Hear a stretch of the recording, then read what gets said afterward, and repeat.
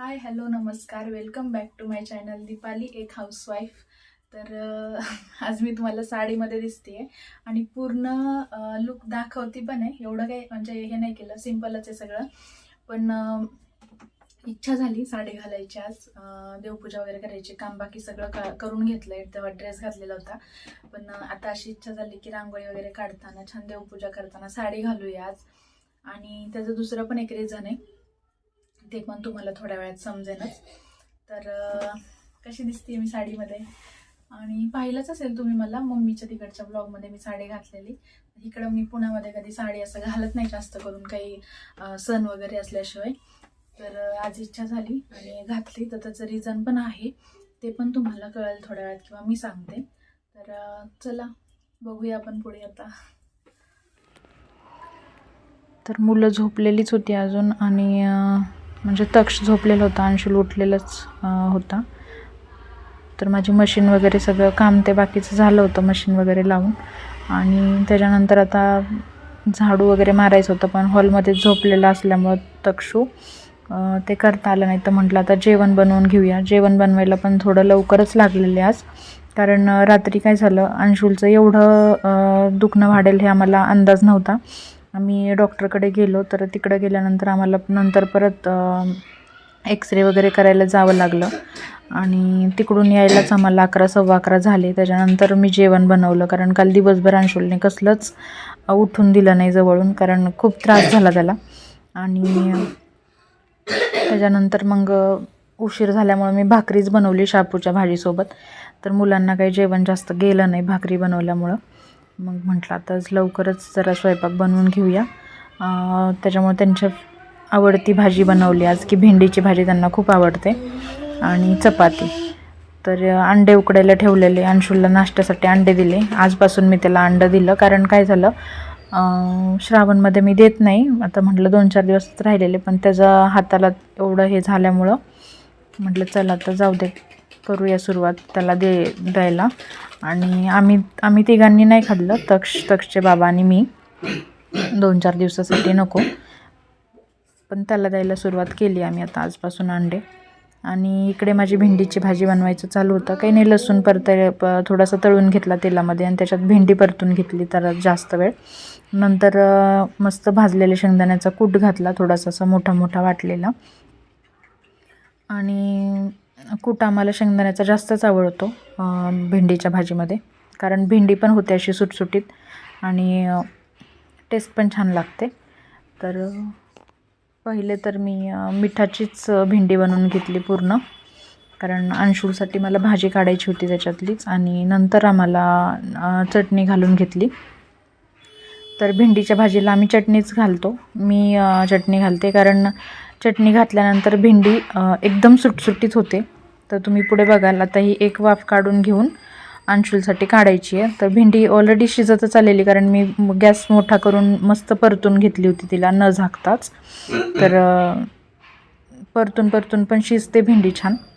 आणि आता ही अंशुलसाठीची तर रेडी झाली, त्याच्यासाठी आता काढून ठेवायची, आणि चटणी घालून परत एकदा एक वाफ काढायची आमच्यासाठी. झाली भाजी रेडी. आणि इकडे ना तोपर्यंत तक्षला दम निघत नव्हता. भेंडीची भाजी म्हटलं की त्याला खूप असं हे होतं की कधी खाईन. तर तो प्रत्येक वेळेस भाजी बनवताना तो कोरडीच भेंडी खायला नेतो पहिली वाटीमध्ये, प्लेटमध्ये, की मला थोडीशी टेस्ट बघू दे. एवढी भेंडी आवडती त्याला. तर अंशुलसाठी काढून घेतली. आता ही लाल चटणी आहे, घरी कुटलेली, लसूण वगैरे घातलेली, तर टाकून घेते.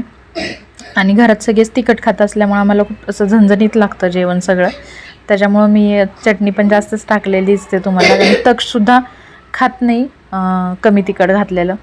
तो कधी कधी मग विचारतो, मम्मा तिखट घालायला विसरलेली का? तर त्याच्यामुळे चमचमीत असं झणझणीत लागतं जेवण सगळंच.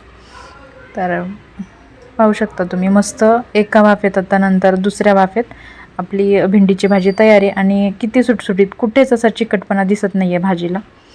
तर छान होते भेंडीची भाजी. अशी शेंगदाण्याचा कूट जास्त घालायचा, भाजलेल्या शेंगदाण्याचा, आणि भेंडीच्या भाजीला चटणी घालायची, आणि हे सगळं घालायच्या आधी थोडीशी न झाकताच तेलामध्ये परतून घ्यायची, मग भाजी चिकट अजिबात होणार नाही. तर आता भाजी तर झाली आहे बनवून, पीठ मळून घेतलं. आणि बनवून घेतल्या चपात्या पटपट. पीठ मळून झालेलं आहे आणि आता चपात्या बनवायला घ्यायच्यात. तर हे पीठ आधी चाळून ठेवलं आहे मी त्या दिवशी, तुम्ही व्हिडिओमध्ये पाहिलं असेल, त्याच्यामुळे आता मला चाळायची गरज पडत नाही त्याला. तर डायरेक्टच घेते. ते रोजच किचनमध्ये खूप धूळ होऊन जाते मग रोजच पीठ चाळायचं म्हटल्यावरती. तर माझ्याकडं असं वेळ असेल मला तर मग मी दळून आणल्यानंतर डब्यात तसंच नाही सोडत, पीठ चाळूनच ठेवते. नसेल तर मग घेते तसंच, कधीतरी होतं तसं पण. तर आता चपाती लाटून घेते. आणि हा पोळपट मी त्या दिवशी नवीन घेतलेला, शॉपिंगच्या व्हिडिओमध्ये तुम्ही पाहिलेला. खूप छान चपात्या येतात लाटायला त्याच्यावरती. आणि नवीन असल्यामुळे एक उत्साह वेगळाच आहे त्याच्या बाबतीत. तर भारी येतात चपाती लाटायला. आणि तुम्ही म्हणाले एवढ्या मोठ्या चपात्या, हां आमच्याकडे एवढ्या मोठ्याच चपात्या असतात. आम्ही त्या छोट्या छोट्या चपात्या नाही बनवत. एकदम मस्त गावाकडच्यासारखं जेवण असतं. ते छोटं चपाती वगैरे म्हटलं की पोटच भरत नाही आणि ते खायची पण इच्छा होत नाही. पहिल्यापासून सवय झालेली आहे आम्हाला. तर अशाच चपात्या असतात मस्त. आणि भाकरी पण एवढ्याच मोठ्या साईजच्या असतात. ते छोटं वगैरे असं काही करत नाही मी. मस्त झणझणीत भाजी आणि अशी चपाती भाकरी आपली एकदम गावाकडच्या सारखीच, कारण आपण आहोतच गावाकडचे. तर मस्त आता चपात्या बनवून घेतल्या. तोपर्यंत तक्षचं ये चालू होतं, झालं का. तर पहिलं चपाती भाजली की त्याला जेवायला दिलं गरम चपाती आणि भेंडी.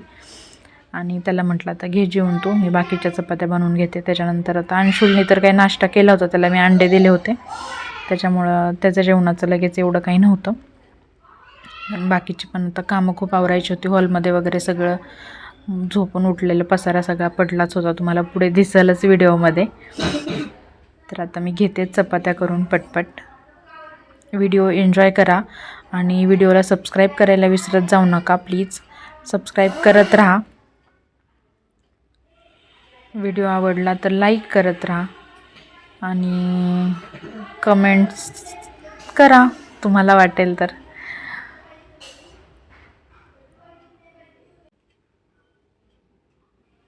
मस्त बनवून झाल्या चपात्या आता माझ्या. आणि भरून घेतल्या मी थोड्या थंड झाल्या की डब्यामध्ये, कारण ते परत कडक होऊन जाणार. आणि सगळं भाजी वगैरे काढून ठेवलं. म्हटलं आता पटकन भांडे पण घासून घेते. तक्षला पाणी ठेवायचं होतं आंघोळीला. सगळेच भांडे रिकामे करून पटकन घासून पण म्हटलं किचन वगैरे साफ केलं की मग हॉलमध्ये वगैरे आवरून घेतलं की सगळं कामच होऊन जातं आहे. तर कपडे सुकायला टाकायला तर काय माहीत नाही चान्स भेटेल की नाही, कारण पाऊसच खूप आहे आणि ऑलरेडी बाहेर टाकलेले कपडे सुकले नाही आहेत. तर इकडं माझे भांडे वगैरे सगळं घासून झाले, मस्त किचन साफ झालं. आणि आता हॉलमध्ये पाहू शकता तुम्ही किती पसार आहे. पोरं इकडं झोपून टी व्ही बघत होते. तर अंशुलची तब्येत तर खराब असल्यामुळं तो झोपूनच आहे. त्याच्यानंतर अंशुलला जेवण चारलं मी, भेंडी चपाती. अंशुल बसलाय आणि घर सगळं आवरून झालेलंच आहे. मग असे तुम्ही बघितलं होतं किती पसारा पडलेला सगळ्या घरात. मस्त बेडरूम वगैरे पण सगळं आवरलेलं आहे. आणि कपडे राहिलेत आता घड्या घालायचे. तर पहिले देवपूजा करून घ्यायची अरे मुंगळ्या, आणि नंतर बाकी आता जेवण वगैरे, रांगोळी काढायची आहे थोडीशी. आणि इकडं आमचे हे फिश दिसत आहेत का, दिसत असतील. तर चला देवपूजा करून घेऊ आता, है ना. तर साडी मी घातली म्हणजे ह्या बाळाच्या खुशीसाठी, है ना. आणि माझ्या हाताला लागलं बी, त्याच्या हाताला लागलंय कारण ह्याला ना मी साडी घातलेली खूप आवडती. आणि आता प्रॉब्लेम झाला, बाबा गेले ऑफिसला. तुम्ही कालच्या व्हिडिओ मध्ये पाहिला असेल की अंशुल कसे नाटकं करतोय काय पडल्यावरती. आणि आम्ही पण ते मजेतच घेतलं, कारण सारखाच पडत असतो तो आणि असं वाटलंच नाही एवढा असेल. तरी पण डॉक्टरांकडे पण नेलं इथल्या चेकअपसाठी की खरंच म्हणजे जास्त आहे का काही काय. तर त्यांनी पण बघितलं, त्याला व्यवस्थित असं हात वगैरे वर खाली करायला सांगितले, लिहायला येते का बघायला सांगितलं, परत जेवण करायला येते का बघायला सांगितलं. तो सगळे हाताची हालचाल करत होता. त्याच्यामुळं आम्ही म्हणजे नॉर्मलच होतो की नाहीये एवढं काही. आणि जसं काल सकाळी तो झोपेतून उठला त्याच्यानंतर पूर्ण हात पॅक झाला होता. म्हणजे थोडा हल्ला तरी तो रडत होता की हाताची आग होती. अख्खा पूर्ण दिवस रडत होता. आणि मग डॉक्टरकडे पण घेऊन जाता आलं नाही दिवसभर, कारण पाऊस खूप होता. त्याचे बाबा ऑफिसला गेलेले. मग रात्री डॉक्टरांकडे नेलं, एक्सरे वगैरे केला, तर त्याच्यामध्ये हात फ्रॅक्चर आहे असं समजलं थोडंसं. आणि आम्ही असं म्हणजे बघत होते मी दिवसभर हात, पण सूज वगैरे नाही आली. तर एवढं म्हणजे माहित नव्हतं, असं वाटायचं फ्रॅक्चर असेल तर थोडाफार हात सुजेल, पण तसं काही नव्हतं ह्याचं. त्यामुळे आम्हाला वाटलंच नाही की इतकं जास्त काही असेल. तर मग रात्री हाताला प्लास्टर वगैरे करून आलोय. 5 दिवसासाठी केलंय कच्चं प्लास्टर. आणि त्याच्यानंतर बघूया म्हणलं. तर का रे, तर चला आता देवपूजा करून घ्यायची. आणि बाबूला आता छान वाटते का बाबू हात बांधल्यावरती? आणि तो प्रॉमिस पण करतो की तो अशी परत नाही करणार, है ना? नाही करणार. एवढा कुठे पण उड्या मारतो कुठून पण, म्हणजे अक्षरशः शांत असा खेळतच नाही तो, का काय माहिती. सतत काही नाही काही असं उटपटान हरकती चालू असतात त्याच्या. तर दाखवायचा ठीक आहे, थांब. आणि नको, ठीक आहे. तर नेहमी म्हणजे माझ्याच नाही, याला कुणी पण पाहिलं ना तर सगळ्यांच्या पोटात गोळा येत होता की ह्याचं खेळणं बघून, अरे पडल, हातापायाला लागन. आणि शेवटी एवढं काही करून करून त्याला तेव्हा काही नाही, सहज सोप्यावरून पडलाय उडी मारून की तो हात अंगाखाली आलाय आणि फ्रॅक्चर झालाय. तर कधी काही होईल सांगता येत नाही, पण आता काही लहान मुलं आहेत शेवटी. आणि हे तर आमचं खूपच विचित्र मुलं आहे. आता मी घेत होते देवपूजा करून, आणि अंशुलची किरकिर चालूच होती जरा. कधी म्हणजे थोडा वेळ मस्त राहतोय हसून वगैरे, पण तो कणकण यायला लागली, थोडासा ताप यायला लागला की मग परत सुरू होते. आणि तक्षचं चाललं होतं इकडे तिकडे, तर त्या मुलं टी व्ही बघत होती, त्यामुळे मी व्हॉइस ओव्हरच करायला लागला मला इकडे. तर चला आता घेते देवपूजा करून. आणि देवपूजेसाठी ना फुलं वगैरे असतील तर खूप छान वाटतं, प्रसन्न वाटतं देवपूजा केल्यावरती. तर आज फुलं आणायला तक्ष गेला होता. तर भाजीवाल्या मावशी आहेत ओळखीच्या आणि जवळचे शॉप, त्यांनी अर्ध्या रस्त्यात आणून दिलं त्याच्याकडे हातात. आणि मग तो आला घेऊन. आणि त्याचं नेहमीच चालू असतं, मम्मा मला जाऊ दे, मी मोठा झालो हे ते. म्हटलं जा आज ये घेऊन तू. आणि मावशींना त्या फोन करून सांगितलेलं, तर त्यांनी पण दिले त्याच्याकडं पाठवून सगळं. मग आता इकडं ना मी हळदी कुंकू लावताना देवाला ह्यांनी रिमोट घेतला होता ट्रायपॉडचा. तर ते त्याच्याकडून बटन दबलं, ते डिलीट झालं. आणि झालं होतं हळदी कुंकू वगैरे लावून झालेलं, तर तो मस्त दिवा वगैरे लावून घेऊया म्हटलं. त्याच्यानंतर फुलं वगैरे आणलेली ते ठेवायचं होतं.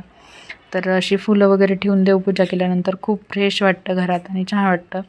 तर अंशुलला म्हटलं थोडा वेळ थांब, तुला पण छान वाटणार, असं घरात थोडंसं प्रसन्न वाटेल म्हणून करून घेतली देवपूजा पटकन.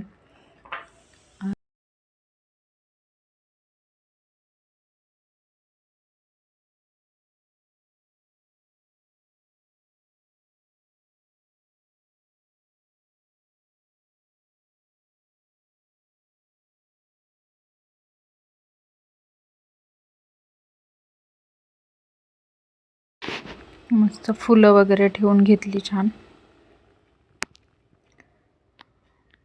आणि खरंच फुलं असतील ना देवपूजेसाठी तर देवपूजा म्हणजे खूपच केलेलं खूपच छान दिसतं, प्रसन्न दिसतं. तर परवाच्या व्हिडिओमध्ये फुलं आणायला जाता आलं नाही, पाऊस पण होता, खूपच पाऊस होता.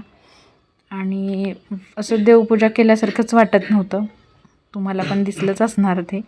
तर मला देवपूजा केली तर असं छान सगळं म्हणजे व्यवस्थित केल्यानंतर भारी वाटतं आणि आवडतं असं करायला.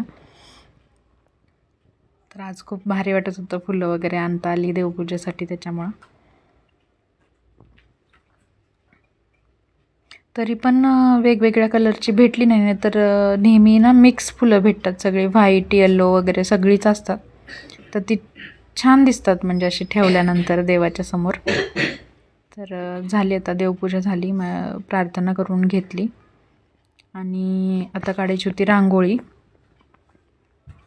तर रांगोळी काढून झाल्यानंतर मग काय अशा एवढ्या सगळ्या कामांमध्ये अर्धा दिवस तर जातोच आहे निघून.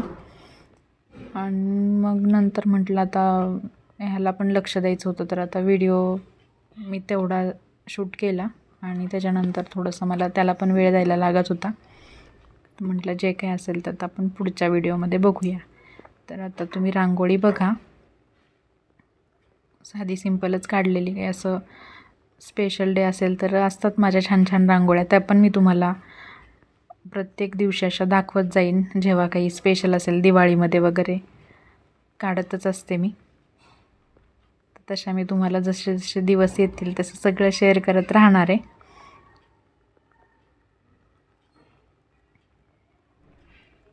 तोपर्यंत तुम्ही माझ्या छोट्या छोट्या रांगोळ्या एन्जॉय करा, बघा.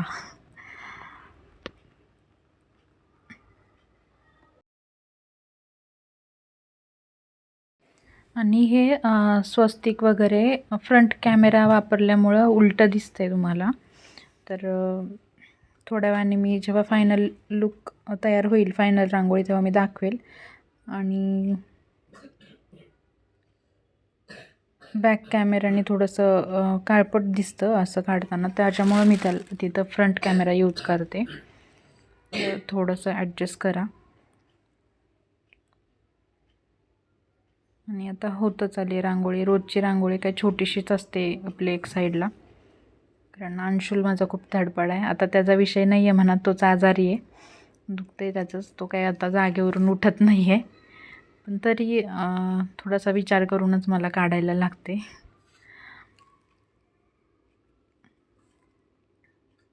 आणि रांगोळी काढल्यानंतर त्याच्यावरती हळदी कुंकू टाकणं खूप महत्त्वाचं आहे. तर ते पण झालं सगळं. आणि पाहू शकता फायनल रांगोळी कशी दिसते. खूप गडबडीमध्येच काढली आहे. तर झालं. आता मी जेवण करून घेतलं आता त्याच्यानंतर. आणि जेवणामध्ये मी खाल्लेलं रात्री बनवलेली शापूची भाजी आणि शिळी भाकरी.